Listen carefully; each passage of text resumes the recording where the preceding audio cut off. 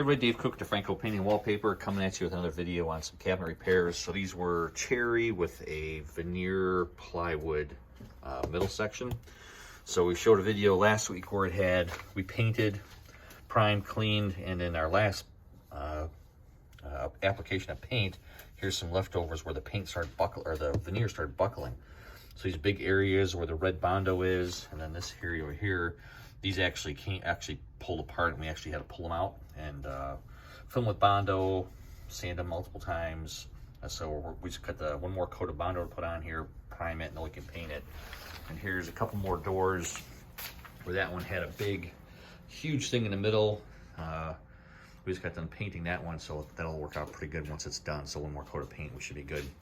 But just more of an FYI, things are looking for their cabinets because of the stuff that we're looking for. It's also stuff that happens on the site that we may not see when we're doing the estimate. We can't account for the veneer, if it's going to stick, if it's not going to stick. So if you got any questions about cabinets, processes, repairing cabinets, give us a call to DeFranco Painting and Wallpaper. Let's see how we can help you love the space you're in.